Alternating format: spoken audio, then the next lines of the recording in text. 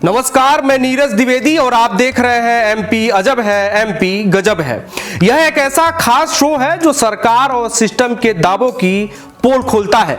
आज हम आपको जो खबर दिखाने जा रहे हैं उसे देखकर हर आम नागरिक यही कहेगा कि एमपी की स्वास्थ्य व्यवस्था खुद बीमार है।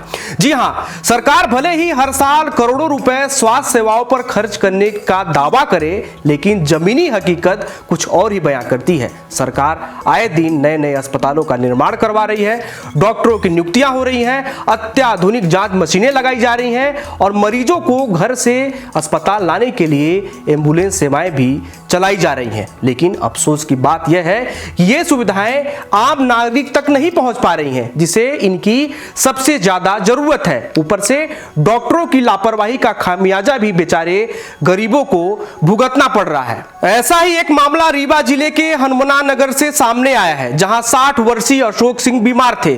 अस्पताल में भर्ती करवाने के लिए परिजनों ने एम्बुलेंस को कॉल किया, लेकिन 2 घंटे बीत जाने के बाद भी किसी तरह की परिजनों को मदद नहीं मिली। मिला तो क्या मिला, सिर्फ उन्हें आश्वासन। जिसके बाद गंगेव गांव वालों ने खटिया उठाई, तिरपाल में लपेटकर कीचड़ भरे पगडंडियों से खींचते हुए बुजुर्ग को सड़क तक लाए, जहां से किसी तरह परिजन उसे मऊगंज अस्पताल ले गए। लेकिन वहां के डॉक्टर ने यह कहकर इलाज करने से इनकार कर दिया कि आप टीबी के मरीज हैं, आपका इलाज संबंधित ब्लॉक के अंतर्गत ही होगा, जहां आशा या आंगनबाड़ी कार्यकर्ता मेडिसिन उपलब्ध कराएंगी।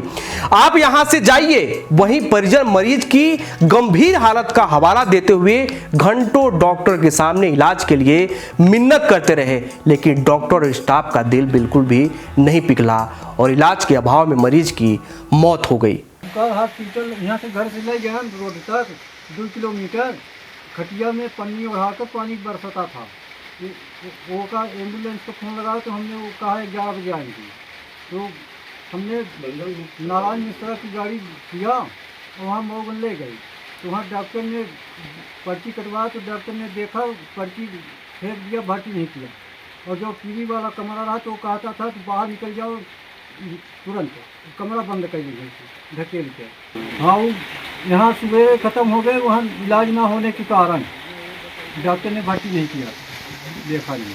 इधर इस पूरे मामले पर block medicine officer Pradyumna Shukla का कहना है कि मरीज की हालत नाजुक थी, इसलिए रेफर नहीं किया। साथ ही वो लापरवाही की पुष्टि की बात भी स्वीकार कर रहे हैं। मरीज आया था, उसका ट्रीटमेंट किया गया था, वो टीबी का पेशेंट था, उसका क्योंकि टीबी का ट्रीटमेंट किया गया, देन ये बोला टीबी का ट्रीटमेंट, क्योंकि वो हनुमाना ब्लॉक का था तो उसकी जो दवाइयाँ हैं उस जैसे हनुमाना से ही वहाँ पे वो होती, वहीं उनका रजिस्ट्रेशन होता है और दवाइयाँ आशा के माध्यम से उनको घर पहुँच सेवाएं दी जाती है और उसकी मॉनिटरिंग की जाती है कि टीबी की दवाइयाँ आपको रेगुलर खानी है और वो तो आशा देखती है उसको। ऐसी स्थिति से लग रहा है, आपने जो वीडियो दिखाया है, हाँ वो वास्तव में उसकी स्थिति बहुत अच्छी नहीं है, क्योंकि चारपाई से लेके आया गया, मतलब चलने में लायक सक्षम नहीं था, तभी तो चारपाई से लाया गया है, ठीक है ना। तो ऐसी स्थिति में मेरे ख्याल से उनको एटलीस्ट एडमिट करना चाहिए। यदि एडमिट नहीं करने लायक की स्थिति में तो उसे हायर सेंटर पर रेफर करना चाहिए। अब इस मामले पर भले ही बीमो साहब गोलमोल जवाब देते हुए अपनी सफाई दे रहे हैं, लेकिन सवाल यह उठता है कि अगर डिप्टी सीएम के क्षेत्र में ऐसे हालात हैं तो प्रदेश के अन्य इलाकों में क्या हाल होंगे, इसका अंदाजा आप बखूबी लगा सकते हैं। हालांकि ये कोई पहला मौका नहीं है जब दम तोड़ते स्वास्थ्य विभाग की ऐसी संवेदनहीन तस्वीरें रीवा से सामने आई हो। उम्मीद है इस रिपोर्ट को देखने के बाद जिम्मेदार अपनी कुंभकर्णी नींद से जागेंगे और लापरवाह अधिकारियों और डॉक्टरों पर सख्त कार्रवाई करेंगे, क्योंकि सवाल सिर्फ व्यवस्था का नहीं है, एक इंसान की जिंदगी का भी है। एमपी अजब है, एमपी गजब है में फिलहाल इतना ही। देश दुनिया और अपने आसपास की तमाम खबरों के लिए देखते रहिए टीवी 27 न्यूज।